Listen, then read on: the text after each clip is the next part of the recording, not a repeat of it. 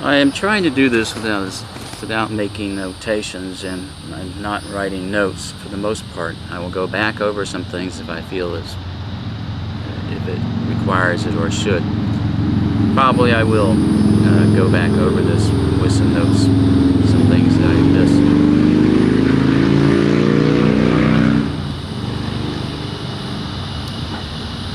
I left off on my last video of me getting sick, food poisoning, and stopping in Louisville, Kentucky. I got up to Lafayette, Indiana, went to the doctors and to get seen and get a confirmation of me being sick. I had a fever. I gave this information to my attorney. My attorneys were initially Don Daniels, then Samuel Chavez, Patrick Harrington for a little bit, but I reported him to the Bar Association, and there was one other attorney. Samuel Chavez was mostly involved in this matter. I get up to Lafayette finally. I'm a few hours late for the evaluation, psychological evaluation with Dr. Weiland, and or a day late. I think it's a few hours late. And she says, well, it's too bad. You just have to come back and do it another time.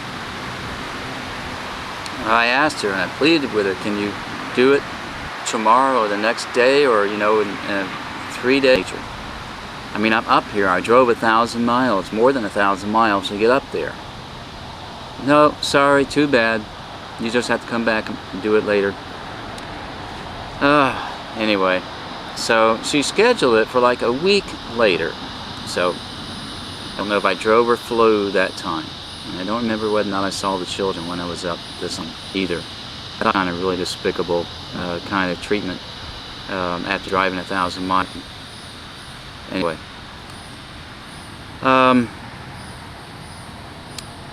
So what goes on all the time, I've had to keep a place in Gina in case something should happen and they could come home and live with me, as I am their rightful father. And I should have some kind of say on how they were raised. They should be in my home.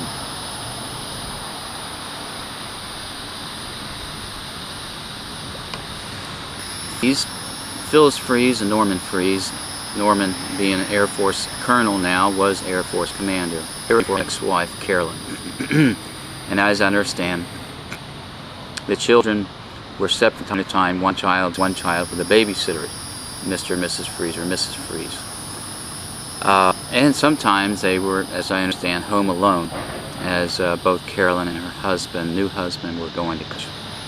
The babysitter turns in Carolyn and Ernest Stallnaker for neglect and abuse. All of these black and blue marks on the children. I don't know exactly how she got turned, but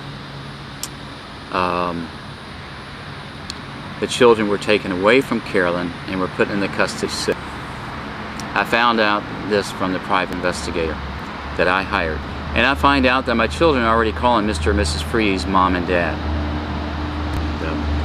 When I go up, my physical pistol and Gina, I just broke up in tears and cried. I miss them so much, and I do love my children.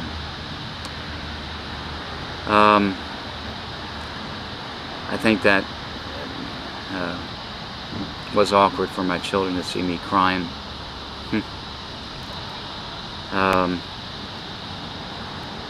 To burst out in tears. Like, Carolyn Camp was a social worker on this affair.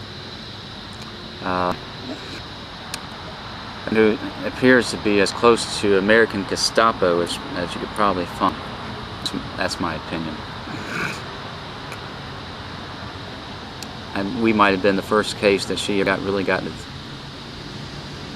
I was being judged by these people up in Lafayette, Indiana area, where all these people supposed to be brains and smart and liberal and so far advanced or what have you. And I'm just a Florida guy and lived in Corpus Christi, Texas. A very independent person. I'm used to making it happen. Very independent. Not looking for the government to tell my children which the government does, tell many people who get the department, the welfare system, how to raise their children. There's nothing wrong with spanking a child, as long as it's done appropriately, not irresponsibly out of an enrage or something of this nature. I never severely Crystal, and I had never spanked Gina. Once again, I say this. Trove of information here on this video, how I speak, my breath, trying to realize whether or not these things really happen, whether or not I'm telling the girl that I was living with in Orlando, Florida, Cindy, as I said before, I had her at my own place because I wanted to see what she would do independently. She hooked up with another guy, or the guy. You know, that's that. So nothing never transpired between us. I think I spoke that my friend Claremont, Texas, went to my apartment to pick up my clothes and meet me at the job where I was hanging over and take me so I could make one of my visitations. And now I'm also dating Rose in Texas, 2.5, 3-year-old boy. So we get married in Corpus Christi, Texas, and everybody comes to Florida, Ocoee, where I have my 3-bedroom house. Fenced in backyard, 2.5, 3 blocks away from the elementary school. At Perkins, we go out single life. Relationship with very good. As a healthy family, we made our trips up. Her son came along. Sometimes the Bolocks would watch Nolan, and other things didn't go with the Bolocks, or just all Lafayette, Indiana. One of the first visitations we had is a setup. People from the church were at the park. It looked like we're at the park to keep Crystal distracted. Crystal was distracting these other people that knew her. So all these other people were at the park at the same time that we were having our family visitation, and it was distracting. Rose's boy, you know, was really because the attention that my children were playing with the children that she already knew there from her church or wherever, and they were very distracted. So that's one little ploy that they used as a distraction. Calls with my children. Okay, I don't do well on the phone. I'm not comfortable so much talking to my children on the phone when it's a natural situation. A natural situation, they should have been home with me. So Phyllis Freeze, you know, writes up just everything that she can write up on what I say and what I do. I mean, she's critical notes, and so my conversations don't look good, but I do. I mean, I really don't know what to say in these conversations over the telephone. It's a very unnatural setup. The way that the welfare department, DCF, arranges a lot of these things is very unnatural. It's not conducive to a healthy relationship. They do orchestrate a lot of things. One of the psychologists that had to do an independent psychological evaluation is Dr. Tenike in Indianapolis. He's away, but of course his records remain. So he supported me in my fight, trying to get my children away from this military family, Norman Freeze and Phyllis Freeze, United Church of Christ. And I wanted to say something about the United Church of Christ. They are aggressive in finding children to adopt, looking for opportunity out of a family. The book that I came across, does exist. I found it about 1990, 1991, printed maybe 1987, with direct all United Church of Christ churches throughout this country, and a bunch, you know, maybe eight adoption agencies in the back of it, and information on how to find children, how to get children out of a single parent home or what have you. The United Church of Christ has close close relationships and many worldly associations, adoption associations, many worldly associations. They are one of the most liberal associations that we have in the United States here. They have colluded with on some things. I have found information on that, and that had to be a lawsuit was filed to eliminate the collusion that was between DCF and the United Church of Christ. So these people were all set up to get my children adopted. Just about all kinds of things were done only to have my children taken away from me, and so the Frees could afford to make these trips back and forth to Indianapolis, from Orlando, Florida to Indianapolis, go over to Rose, and still have my business operate. It's quite a bit and much more financially difficult because my one client says, we don't know where you're going to be, William, if you're going to be in Indiana, be in Florida, so we had to give half of your work to somebody else. Okay, the more it drags on, the much more difficult it is. On one of our trips up to Indiana, Rose and I and her boy, there in Samuel Trasvez, and he's telling us that we are going to lose our visitations up in Indiana. Move up to Indiana. This is a criteria being set now by DCF. I have to move. I'm going to have to give up my business in Orlando, Florida, give up my 3-bedroom house, give up any life, boating and tennis on the, so I can go to Lafayette, Indiana, and the DCF will be closer and scrutinize me and put more hoops up for me to jump through. And I said, I said to the attorney, that's crazy. I got good, decent money. I've got a nice house. That's crazy for me to give this up and move up there. And he said, well, otherwise I tell you, you're going to lose your visitations. You're going to lose it. So we go tripping, and after a few weeks, we mentioned that we're going to move up to Lafayette, Indiana. I gave up my business, up some money, some friend for a couple of weeks, maybe 2 or 3 weeks, while I saved up a little bit more money, moved up to Indiana. Rose driving her old station, battered up station. See, did she take that or not? Did we just take my van? I don't know.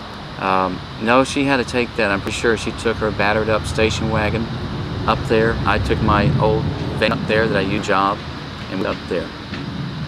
And we got a 2-bedroom apartment up there after we stayed with Tony Bullock about 2 weeks or 3 weeks at the most, I think it was. Got a 2-bedroom, never got more than 4 hours of visitation. 4 hours. Never even one. Always supervised. Rose made dresses for my children, dress matched for herself. We had family pictures taken with her boy and my 2, with the Carolyn camp just staring right upon us, right there. It was very uncomfortable, standing right there looking upon us. I think DCF knew around Carolyn camp, and that's one of the reasons why she stayed on my case, is because they knew I was uncomfortable with her and I didn't really care for her. Everything, just about every report up, was skewed with so much information that was not correct. The last report was totally erroneous. Rose, my ex-wife, would testify to that. She may not want to get involved again in this matter, which, I used to be one of Jehovah's. I'm no longer one of Jehovah's Witnesses. She's still one of Jehovah's Witnesses, and so, once you leave the church, anybody who's still a Jehovah's Witness can't have anything to do with you, really. That's not that. So anyway, so this happens. We move up there, we get a 2-bedroom apartment. We never get more than a fifth of my children. Some other social workers, independent, have a couple of social see over our visitations. Reports not go along with the Department of Children and Family Services, but it contradicts. They don't see what much more healthy relationship than what DCF is reporting. Whether or not you can, I don't know.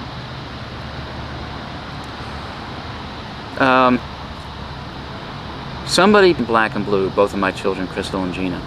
Probably it was Ernest Stallnaker. Probably. Spent a day in jail if he did spend any time in jail. Now, I lost my children because of millions beaten. I lost my children. Me, I lost them. But I had nothing to do with my children being. I was living miles away in Orlando, Florida. That can be proven. Yet,